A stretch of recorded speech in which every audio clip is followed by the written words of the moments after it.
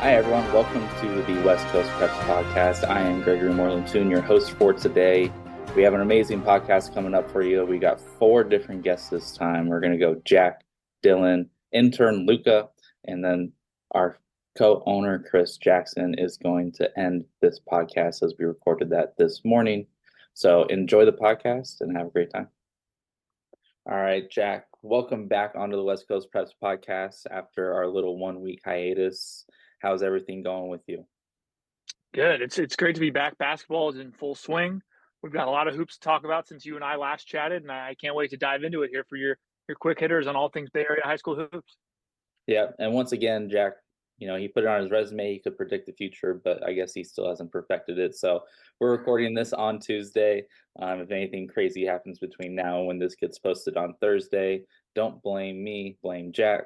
So the first thing we're going to talk about is whose stock is rising and who is falling right now as we're heading into tail end of the regular season. Yeah, so I'll start on the boys' side, and a couple of North Bay teams are seeing their stock rise pretty considerably. Sonoma County is not an area that's known for a lot of good boys basketball, especially in the grand scheme of the Bay Area, Northern California. But the Santa Rosa rivalry between Montgomery and Cardinal Newman this year is as good as it's been in years. Montgomery started the year out of our rankings. Within a couple of weeks, they were into our rankings, and now they're around the mid-teens to early teens. So that is a team led by Caden DeVries, this do-it-all senior who's a fourth-year varsity player, who's really launched the expectations for that Montgomery program from NBL Oak playoffs and maybe a lower NCS bid to a team that can truly contend in the NCS Division II bracket, which is pretty remarkable for a school that didn't have such high expectations coming into this year. That a lot of that is a testament to Coach Arrow and the way he runs the program. But Caden DeVries is someone who I expect to be seeing playing at the next level, whether that's junior college, Division II, Division III, or maybe one day Division I, maybe after a stop at one of those levels. He is a phenomenal player.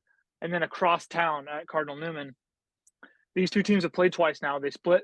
Both games were phenomenal, a 1-point game and a 3-point game. Montgomery won the first one in December, and Cardinal Newman just won the rematch. So Cardinal Newman is led by a lot of young talent. Diego Gonzalez Flores, that guy's freshman, sophomore, playing good minutes. And this is a team that's getting more and more mature every game. So those two are really dangerous, not just in the NBL Oak and kind of Sonoma County scene, but in the entire NCS scene. And moving over to the girls side, I wrote this morning when we published the rankings that a lot of teams are seeing midseason surges after some tumultuous beginnings, including Marin Catholic, Salesian, and California. California, a lot like Montgomery, started outside of our rankings. They're in the eval, which means when you're in a league with San Ramon Valley and Carondelet, you're kind of going to be overlooked a lot. But this is a team that's 18-2. They've won 14 of their last 15, and they are absolutely putting on a clinic in the post game and playing defense. They've held opponents under 30 points like on 6 or 7 different occasions. I don't have it exactly in front of me, but this is a team that suffocates you. I saw them back in December put the clamps on Amador Valley, 2 points in the first quarter, 6 points in the second quarter. I think Amador finished with the 20 or so points. So this is a team that knows how to win and win ugly. So Cal High, props to them. Salesian, which is a historically really successful program, and Coach Stephen Pizzola told me at the beginning of the year when I was at their first game, he said, this is a team that's young. We only have one returning starter, and they're going to need to take some lumps. And take some lumps they did, and they fell in our rankings because of it, but now they're surging again. They haven't lost on this side of the calendar, and the same can be said for Marin Catholic. So a lot of teams with rising stock. I'll go quicker on the falling stock because it's less fun. It's less glamorous, obviously. The Redwood boys have seen a lot of wins just slip through their fingers. St. Francis and Valley Christian boys have struggled in a really tough Cal slate. So that's a few teams who are seeing some games not exactly go their way that are still good teams and could be in the mix, in a month or so from now, but are not having the best January so far. So that's your rising and falling stock in the Bay Area hoops right now. And then we talked about a couple weeks ago how the defense was really dominating, and now you're seeing the offenses catch up. What's the big difference you've seen in the games that you've been to lately? Kids just making shots. And I think it's as simple as guys getting in rhythm, right? Because in November and December, as much as everyone shoots, coaches say we work on X and Y and Z at practice because we know on their own time they're going to shoot. But it's still needing to get that shot in a game rhythm. I was at games in December. I remember a game at Sarah in December where it was just brick city. between Sarah and Sacred Heart Prep, a real ugly game played in the low 40s. And now you're seeing Sarah consistently scoring in the 60s. You're seeing individual players kind of all over the Bay get 30-plus point performances where that what really wasn't happening in the beginning of the year. So people are just starting to get hot.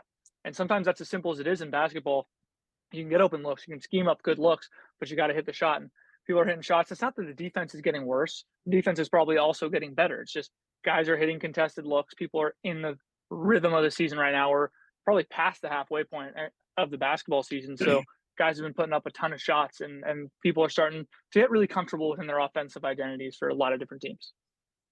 And then also coming off our last episode, we talked how the Bay Area teams have really been able to dominate outside of the area, between Sacramento teams and some of the Southern California teams. One team that you've noticed that's been a really fun matchup is Corona Centennial, though. Just kind of talk about some of the matchups that the Bay Area teams have had with them. Yeah, I think I mentioned Corona Centennial last time we talked because they had lost to De La Salle and Salesian once. And since then, they've lost to Salesian again. And then Reardon joined the party and beat them this week. So I think Corona Centennial has seen enough of the Bay Area this year. They are tired of playing some of the 4 or 5 best teams in the Bay Area because that's a really good team. That's a Southern California powerhouse. And the Bay Area's best has taken it to them this year. And there are a number of other really good out-of-area wins. De La Salle also beat Los Alamitos. We saw Granada beating Bishop Gorman. So the Bay Area's best teams have fared really well outside of the area. And Corona Centennial, for as good of a program as it is, has kind of been a punching bag for that. I know this wasn't on our script, but I'm just curious, where's the rankings looking at in that top 5 area? Because it just seems so loaded at the top. The boys' rankings, I'll pull it up for you. We got Salesian holding the top spot as they have pretty much all year. And then we got De La Salle, hasn't moved. Granada also hasn't moved after they made a big jump from 6 to 3 about 3 or 4 weeks ago. Branson is holding on. Branson has more losses than a lot of the teams in the top 6-7 range, but all their losses are so quality, and also factoring in that they're not going to lose the rest of the way playing Marin County teams until the playoffs. So Branson is pretty set up nicely to be one of those open teams. Got Reardon at 5th. They keep stacking really nice wins. They have a chance to jump Branson if they have some more impressive wins than Branson. If Branson isn't completely dominant down the stretch. And then a bit of a cutoff, you get to the Dublin SRV midi range. And after that, we have St. Ignatius and Sarah rounding out the top 10. So a lot of WCAL action in that top 10, which is always the case. And in any sport, we're really covering a phenomenal athletic league. So that's how the boys' top 10 is shaping up right now. And then we're going to move on to the girls' side. And this almost seems like a rhetorical question at this point. The question is, will Midi girls just walk to the open title?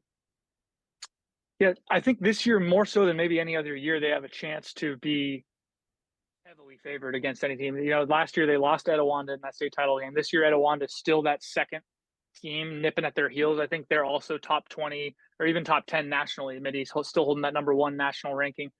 But I still think just what I saw from Midi last weekend and the margins they're winning at and the national recognition they're getting, I think they would have to play a poor game to lose to Etowanda.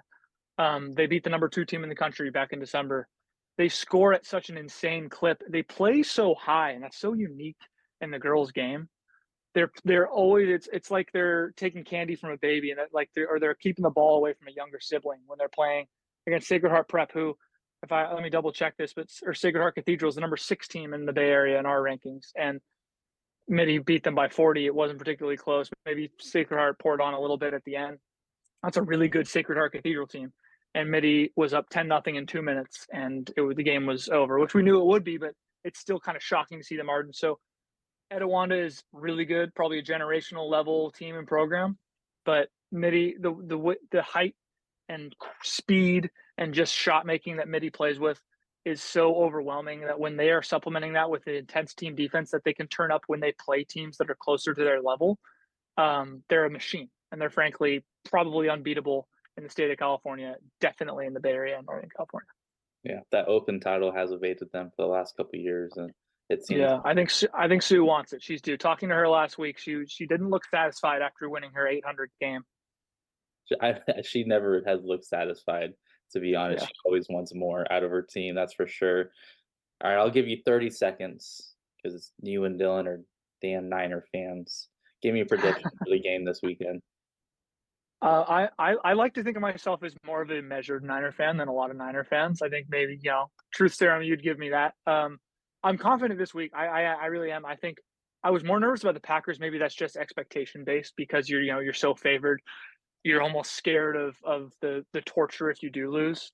And the Packers are so hot. Not that the Lions aren't hot. I think the Niners win by 10 or 11. I think it's a closer game than that. Maybe a late score puts them up 2 scores. I see 28-17. I said that in the chat the other day. I think that comes true, but I don't think it's a comfortable win, but I think they do win. Well, go Jared Goff and the Lions. I hope the Niners lose. I know everyone listening to this podcast will hate me, but I'm a Niners hater this year. Hey, this is a West Coast Preps podcast, and Jared Goff is a former Bay Area prep. So Exactly. look out for my story either Wednesday or Thursday. It could already be published when this comes out or as it comes out. But I'm gonna have a little look into Goff in his high school days in the Bay too. Perfect. We're super excited about that. Make sure you go read that on westcoastpreps.com, along with all of other Jack's stories that are being posted daily. Thank you, Jack. Hi, Dylan. Welcome back to the West Coast Preps podcast. How are you doing? I'm doing great. How are you, Greg? I'm doing good as well. We are recording this on Wednesday at 12:30. So if anything happens between now and when this gets posted on Thursday morning, be sure to blame Dylan for not predicting the future. All right, Yeah. let's get started. We're going to start off with just kind of some of the games that you've been at over the last couple weeks since we did our last segment. There's definitely been some good ones, so go over some of your favorites. Yeah, so I have a list of 6 games I've been to that have been all really good. One of them I was at was the boys St. Francis versus SI.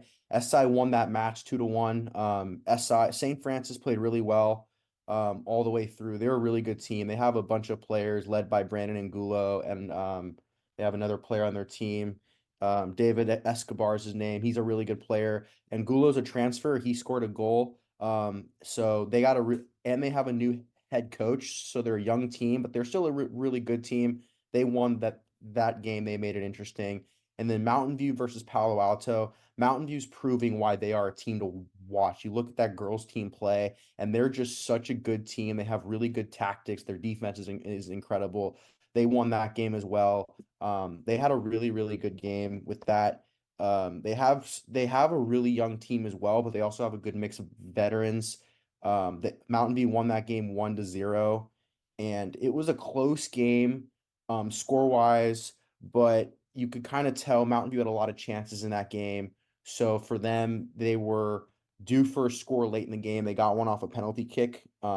And then on Friday night last week, I was at the game of the week for the boys, which is O'Dowd versus Piedmont. And Bishop O'Dowd this year, they lost on Saturday to Doherty Valley, but overall, they've been a really good team. They took down Berkeley earlier in the season. They're just a really good team. They play super well. They're really fast and athletic, which in high school is probably one of the most important aspects you can have for a team is just speed and agility and quickness. If you have that, you're going to be a pretty solid team. And O'Dowd has a lot of that, and they have a lot of skill guys. And then on Saturday morning, I hit up Redwood versus Petaluma. And Redwood is a really good team. They are in the thick of that MCAL race. Colette Boyden is their captain.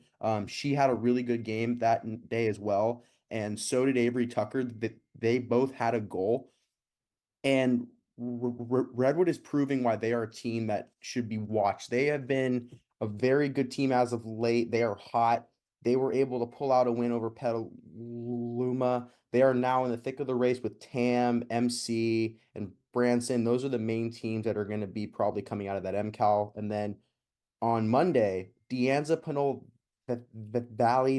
Valley, we will talk more about them later on with some players, but they are a very good team. They are a team that has a lot of players that are really fast. They have this kid named Eric Preston. I'll talk more about him in a bit, but that kid, he's a sophomore and he's just super, super fast on the wing. They gave him the ball a lot and he had a couple goals in that game, both of which came unassisted with him making moves around the defenders.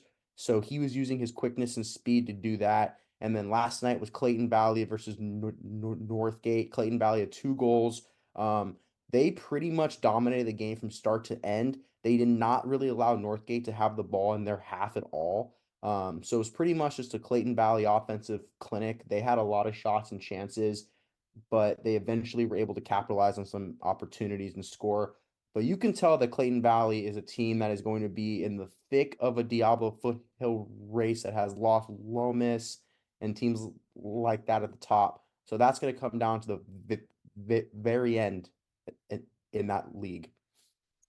And then as you've been to a ton of these games and been doing a bunch of roundups for us lately that's going on the site, you've seen a lot of players that have just had a spectacular season. So go over some Oh of the yeah. top players you've seen that's dominating right Yeah. now. So right off the bat, there's Noel Cabrales from Newark Memorial. You can honestly throw him and Sean Ronti together because they are the scoring bros. Sean Ronti leads the team in assists. Noel Cabrales has 29 goals, but he has been on fire. He scored every game since January 6th, and since then he scored at least 2 goals in every match. And against Kennedy and James Logan, he had 3 goals in each of those games.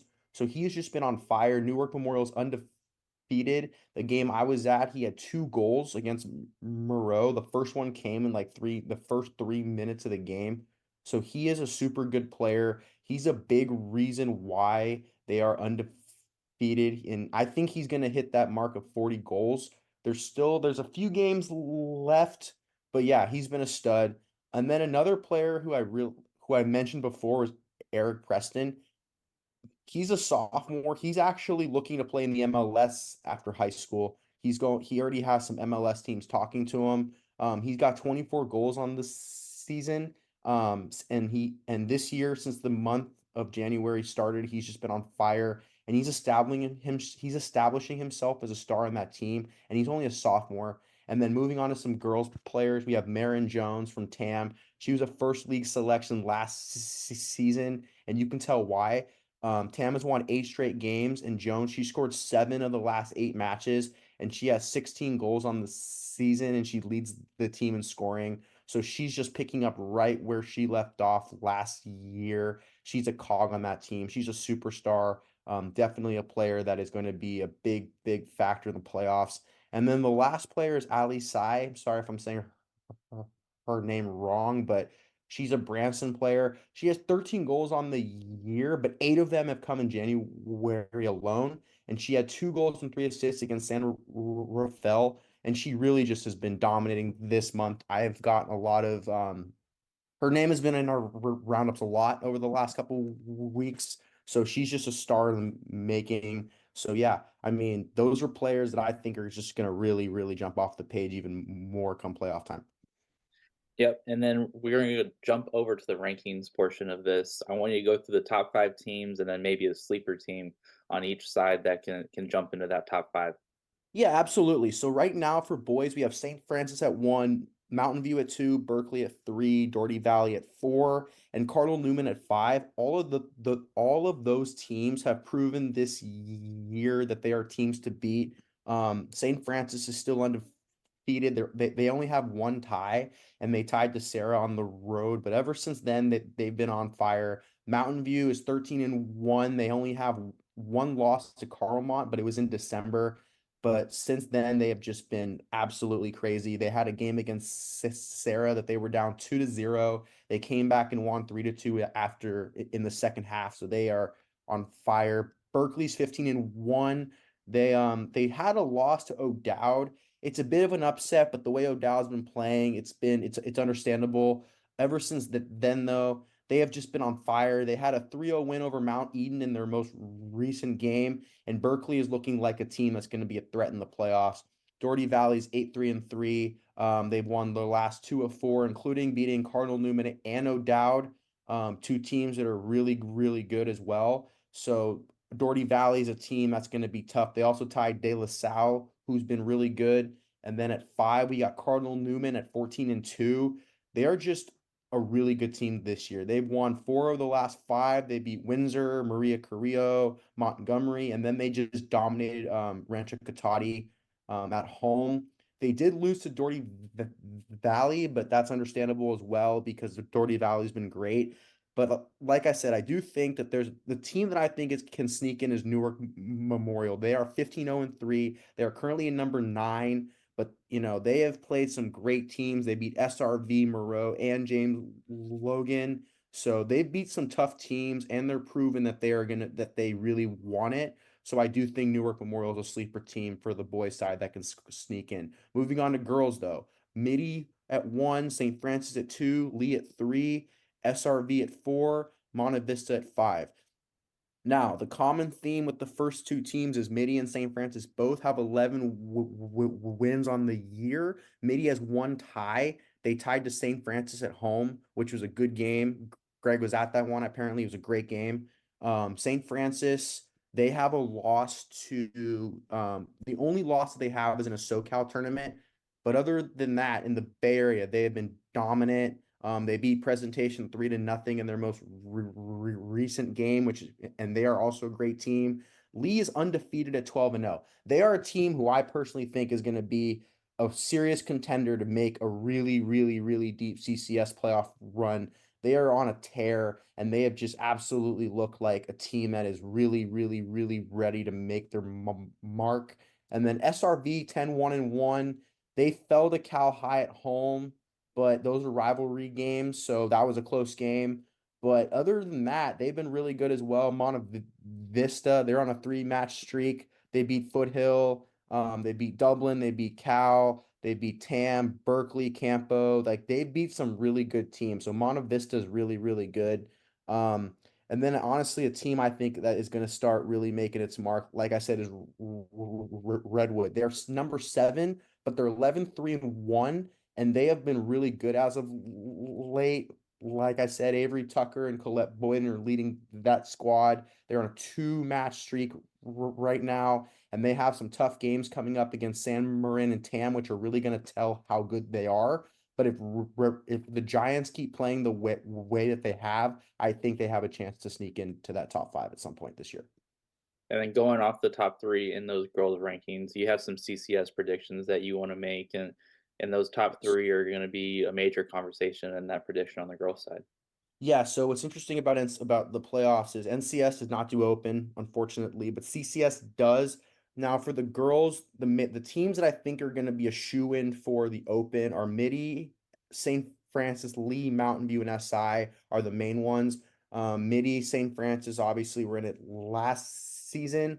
Lee and Mountain View and SI though, those teams. I mean, Lee is undefeated. It's hard to keep them out. Mountain View is also a great team. But I mean, SI has a really tough schedule, and they've been playing it really well. Let me look at who they played so far, just to give you guys an idea of the types of games that they played. They're 9-3-2, and they've played teams like Sacred Heart Prep, Menlo Atherton. They played Midi, and lost, but that was a close game. They played Presentation 1, Valley Christian. I mean, they're in a really tough league, and they fared pretty well. So yeah, they've done well.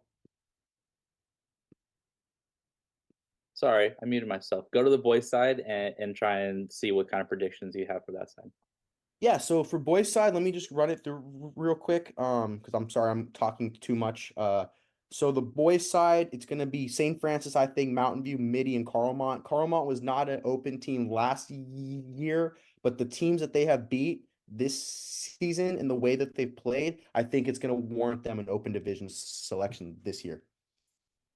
Awesome. I'm going to give you, I know you went over your 10-minute allotment this time, but I do want to give you, because you're a Niner fan, give us your predictions for this NFC Championship game. Ooh, in all seriousness, I think it's going to be a great game. I do think Detroit's offense is high powered, but Brock Purdy is him. So it's going to be a 31-24 game. I think it's going to be a lot closer than people say it is, just because Detroit's just a good high powered offense. But yeah, it's going to be a great game. If you haven't checked out Jack's story on Jared Goff coming back to the Bay, be sure to do that. It's a great story on it. But yeah, it's going to be a great game on Sunday.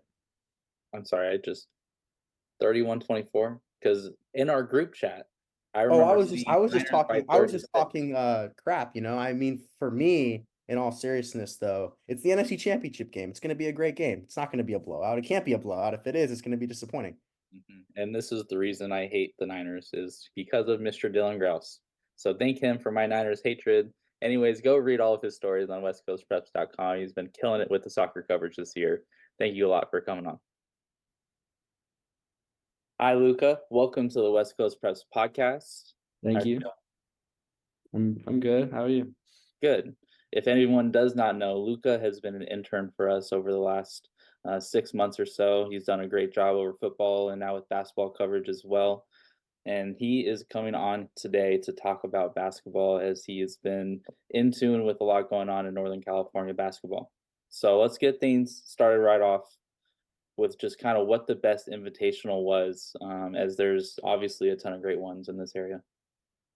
I think it's an interesting question because there's a lot of great invitationals, especially at the start of the season. They have a couple during MLK weekend, and I think it's great for non-league contests to get kind of who's the best team around. And in my opinion, I think that the top one is the Gridley Invitational up in Gridley, California, which is pretty far north. I think it's the best personally because they bring talent from all around NorCal, and there's a great story behind it, really good basketball. And this year ended on a buzzer beater with Salesian being Branson, which are two of the top teams. A couple others to mention are the MLK Classic, the NorCal Tip-Off, and the Simply Challenge. Yeah, that's definitely a top one that's been around for a long time. But the question is, does talent result into wins in the invitational and just in any basketball game in high school? Taking two teams actually from the Gridley Invitational, Reardon and Salesian. I thought those were a couple pretty interesting teams because at the start of the year, I was super high on Reardon, and they had a lot of talent. They brought in a guy out of prolific prep, Zion Sensley, and they got in a bunch of transfers from Priory and from Pinole Valley.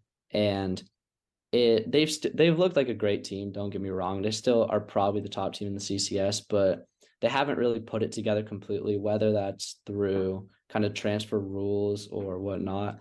But I just think that's interesting to think about how better programs will usually do better because of their coaching. And a great example of that is Salesian, who has been a great program for a while, has a lot of really good depth, and like probably have 7-8 guys who are really, really solid. And I think they only have one Division I commit, but all their guys are really strong. Their coaching is really good. And I think that even having less talent will still result to more wins, as they ended up beating Reardon by like 20 in the MLK Classic.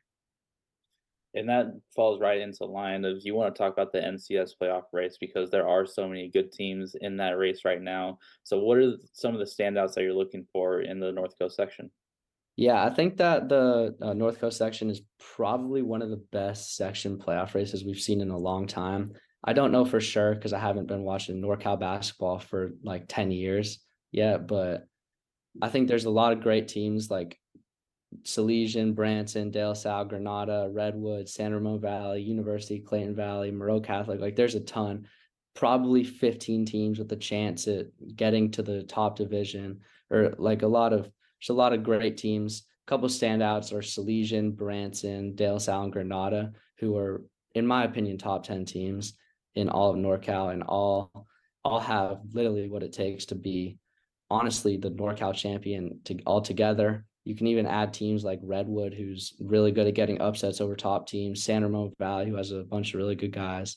And I think it's super interesting because literally any team could win it. And I don't know. Yeah, it's definitely an interesting race. If I had to put you on the spot and make you make a prediction right now, who would you choose? I think I'd go with Salesian. I think they're just the most proven team. I think they're sitting at 20-1 right now, beating all their competition. I would pick Branson. I think Branson is probably a little bit better. They would be a little bit better, but because they ended up playing in the Gridley Invitational and Salesian ended up winning by 3 in overtime, it's not really fair to Salesian to put Branson over them. I think De La Salle and Granada are just a tier down from that. Yeah, and De La Salle did just beat Granada last night as well. I know it was a closer game, but it was 9 points. Yeah, so there's definitely going to be a ton of fun in that open division when that time does come. But you want to talk about the Sac Joaquin section a little bit, and we've talked about it on this podcast before with Jack, how the Bay Area has really been able to dominate other sections, and Sac Joaquin section has been one of them. So just talk about them right now. I think that the Sac Joaquin section has had a bunch of great teams in the past. I mean, you can look at Modesto Christian won a couple years back. Sheldon won a couple years back. They had a bunch of really great teams. Intercom's been really good the last couple years. And I still think there's a couple good teams right now. Monterey Trail, Modesto Christian, Vanden, Rockland, Intercom, just to name a couple. But I don't think they have the talent to compete with sections such as the North Coast section, or even you could say the Central Coast section. And I wouldn't say they fell off or anything, because they still have a lot of youth. If you look at Jalen Virgil out of Laguna Creek or Sincere Hudson out of Intercom, there's still a lot of great talent, especially in the youth. But I just think the Sacramento area is just falling off at least a little bit. Yeah, they're definitely younger right now, and there's definitely a ton of talent there. But it seems like the Bay Area has been able to bring a talent to the top this year. But that brings us to your main point here: is who will be on the NorCal first team if we had to choose them right now? I think it's a really tough question. There's a lot of great guys. It's so hard to choose a couple. If I were to personally give my picks, I would put Aaron Clater out of Salesian, Jace Butler out of Branson, Zion Sensley out of Reardon, Alec Blair out of De La Salle, and Tunde Yesufu out of St. Joseph. And to name the reserves or bench, I would give it to Connor Munson out of Clovis North, Samitri Carr out of Branson, Tyler Thompson out of Vanden, Gavin Ripp out of Midi, and Finley Keefe out of Branson. Yeah, that would be a loaded team, and maybe one day we can start an all-star game and get all those guys to play in a game all together, because that would be a ton of fun. Well, thank you, Lucca, so much for joining the West Coast Press podcast. We'll definitely have to have you on again as we get closer to the end of that NCS playoff race. And have a great one. Thank you. Thank you so much. Hello, everyone. Welcome back to the last segment of the West Coast Press podcast. We have one of my least favorite people in the world, I think. Chris Jackson is on today. How you doing? It's the last segment, and it's probably the worst segment too. I think I would say usually they say save the best for last. I don't know if you want me as the closer or the starter or anywhere in there. Well, we are recording this right before we post the podcast, so no need for any predictions or predicting the future for Chris. Everything is going to be current as to what happened when this gets posted. So let's get things started right away. The biggest question we have: how do the Lions beat the 49ers? I'm joking. We don't. Jared Goff, Marin County boy, torches the Niners. I think that's it right there. we're gonna stay focused on Sacramento basketball. The first one we have to go to, that happened last night, Brandon Gibson's latest masterpiece. And is he the athlete of the year? I think everybody on social media was talking about that last night, right? It seemed like it almost felt like one of those big time NBA things, like Embiid dropping 70, right? But on the high school Twitter scene, it was just popping off. And he scored 52 points for Monterey Trail last night, who was already the number 2 team. It was already him and I would say Mark Lavernoff from Rockland were kind of neck and neck right here, and Lavernoff on the number 1 team. But scoring 52 points and that efficiency of 22 of 26 shooting, 6 of 8 from 3. Sometimes you get a lot of points, but it's high volume shots like we've seen Russell Westbrook do, some other guys at every level do that. He's not that. He's very efficient and smart. He's got some D2 offers. The fact he doesn't have a D1 offer, I know you don't need to worry about the D1 or bust mentality, but the fact he doesn't have a Division 1 offer is asinine. I would confidently say, but I think he's the front runner now. You score 52 points like that, he's already averaging over 20 a game, and you've got that kind of efficiency that pretty much almost locks up the race, I would say. Yeah, there's still a couple of weeks left, but scoring 52 on that type of efficiency is insane. But there's been some crazy milestones that have been recently hit. Go through some of those. Yeah, it seemed like this last week, especially everywhere, it was just milestone here, milestone there. It was like, how do I keep a milestone thing out of a roundup headline last week, right? But it was Casa Roble, right? They had that great football season. Well, boys basketball's doing pretty well too, and they've got Benny Ambrose. He's going to celebrate 1,000 career points on Friday, and guess what? He's still got another year of high school left after this. He's got a big milestone that he's achieved, and going to celebrate that Friday, and that might actually be the game of the week. And then at Folsom, you had Cameron Mafua, senior girls basketball star, top 100 player nationally, signed with Cal, just hit 1,000 career points last week against Whitney, who a top 5 team. They beat 75-18, which shows you how good Folsom is this year, especially at full strength with Mafua. And she was a McDonald's All-American nominee for a while, didn't make the final roster, but a Jordan Lee at St. Mary's did, which is a great milestone. The 5th player in St. Mary's history to make it to the McDonald's All-American game. You drive into that campus, you see all those pictures of WNBA and NBA stars, and got a feeling she'll be next. That's another milestone. You've got Rockland's head coach Steve Taylor hit 500 career wins last week. They beat Granite Bay. They beat Whitney, now 23-0. Hard to do, especially in the SFL, to keep winning like that. He's one of the best. And then at West High School in Tracy, their head coach Brandon Parks hit 150 career wins last week. And then one milestone that I'm looking at, we'll get into in a minute, but Liberty Ranch is a milestone that looks like it's going to come up really, really soon. Yeah. Before we get into that, you want to talk about this 2026 class. It's a similar take to what I had about the football class in 2023. Best class ever. Is this the best girls hoop class in Sacramento? Yeah, it's really good. The 2024 class is really good with some stars, but what 2026 is showing right now is everyone. There's some girls that are still waiting to really have that bubble burst in terms of recruiting, stock, and all that stuff. I imagine during AAU, during that whole Section 7 and the whole Cali Life thing that happens, I think in Rockland or Roseville in June will really open some eyes. But yeah, the one that I on on Tuesday, Haley Smith at Liberty Ranch, she's a sophomore. Already 917 career points, and you give her averages, you give her another 4 games, she's probably hitting that mark, right? But she is wildly efficient, a great passer. As our head coach Josh Williams said, as we go as she goes, she makes everybody better, and she's got a Fresno State offer already. But coolest thing about her story too is her older brother's a D1 football player at Ball State. He's 6'7" defensive end. Both of her parents, her dad played football at Cal, her mother basketball at Cal. And then let's just take a look at some of the other stuff in her family too. She's had family members play at Harvard, at Whittier, at UC Santa Barbara, right? So Haley Smith's seen success, and I don't think it's crazy to say that she might be the best of them all. And I think that's probably what everybody's rooting for. But 917 career points already, and you're just over halfway through your sophomore season is ridiculous. And she could play college softball if she wants to. She's already a 2-year varsity player, and she has club volleyball practices after basketball and on weekends. So it's you got to be a little nuts and a little crazy to do that. And then Lauren Harris at Faith Christian, a sophomore. I mean, it's last week she had 53 points, 15 rebounds, and 9 threes in one game. Then this past game, 29 points, 12 rebounds, 4 threes, but she's averaging over 29 points a game, second in the state in total made threes, and number 1 in made threes per game. So that 2026 class there. Then I look at a girl like Joy Omashakin at Christian Brothers as a stud, and she just had a big game for Christian Brothers again last night too. But the sophomore class seems like everywhere, even the Bay Area. I know Jack's mentioned, I think Ethan Castle's mentioned, it just seems like the future's really bright, not in just Sacramento, but Northern California. Yeah, it definitely seems like that 26 class is the next one to look for in that senior year. When they are seniors, will be crazy.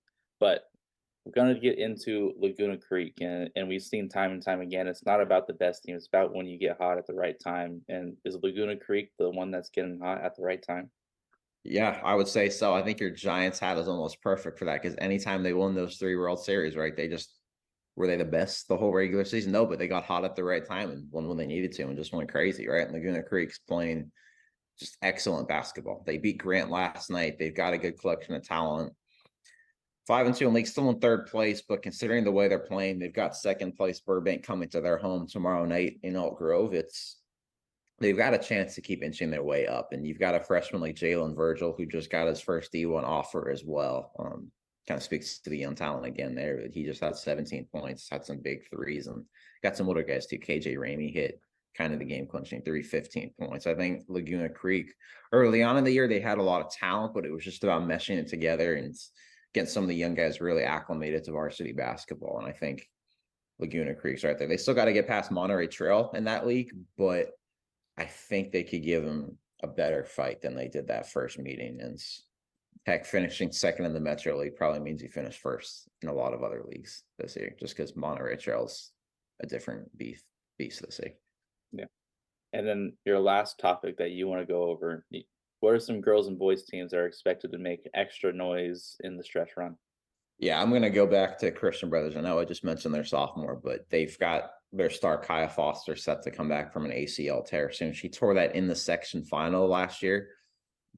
She looks like she's going to come back, but without her, they've still played really good basketball. Shannon Foster knows how to coach, but they've got Aaliyah Harmon, a junior captain, who just had 20 points last night, 8 steals. You got that sophomore Joy has got 16 points, 5 steals. They've got a freshman Olivia Novi with the Cal Poly offer. I mean, when I saw them, I think she hit 5 or 6 threes, and she's every bit a national type prospect. I would say you add Kaya Foster into this mix with already the way these youngsters have stepped up and the way Aaliyah Harmon's really stepped up as a captain in Kaya Foster's absence.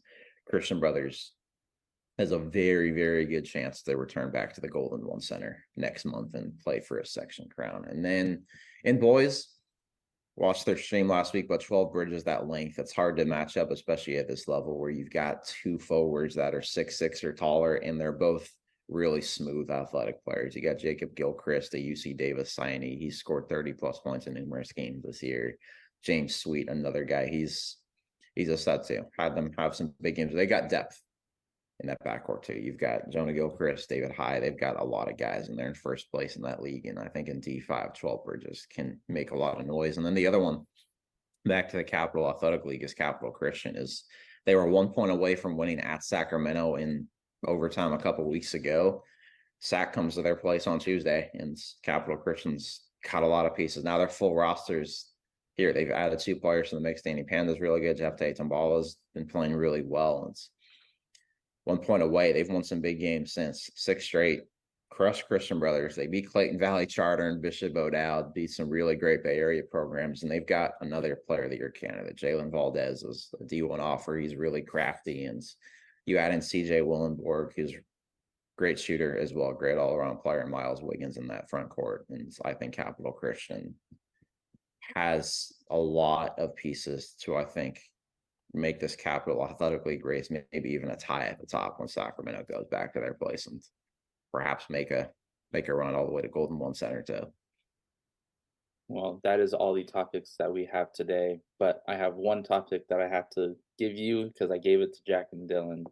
Give me a prediction for this Detroit Lions football game coming up this weekend. Oh no, I don't want to get the Niners the satisfaction. I'm a noted Niners hater, and I always will be.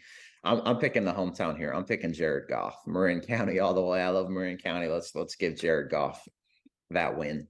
Silence the Niners crowd. Silence the so-called Niner faithful, Niner gain, and bring Detroit back to the Super Bowl. Could you imagine, though, the Lions going to the Super Bowl, how crazy those fans would be? I mean, that would be one of the great stories. Oh, yeah. And that's what I'm hoping for. And you know what? I'm going to say the Lions win.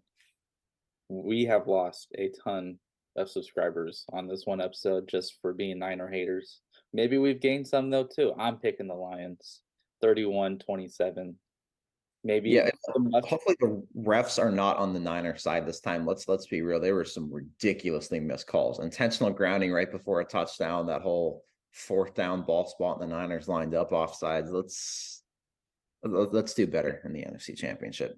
I'm going to hurt every Niners fan's heart. I hope there's a Kyle Williams repeat in this game. That was one of the best memories of my football life. I'll never forget all of those times, man. And just the next day at school, oh, the look on Niners fans' faces. It was, I don't know if I've ever been happier than that day.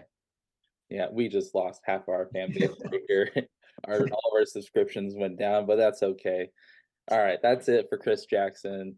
Make sure you go read all of his stuff on westcoastpreps.com. He's got incredible stories coming out every single day. And that is it for the West Coast Preps podcast. Thank you. All right, everyone. I hope you enjoyed the West Coast Preps podcast, the second edition of our new format here. Make sure you comment below if you like this new format, what you would like to see in this new format, maybe some topics that you would like to see as well. Comment just what you like about it. So thank you very much for coming on to all of our guests, Jack, Dylan, Lucca, and Chris. And last of all, to all of our non-Niner fans, go Detroit Lions and have a great weekend. See you next week.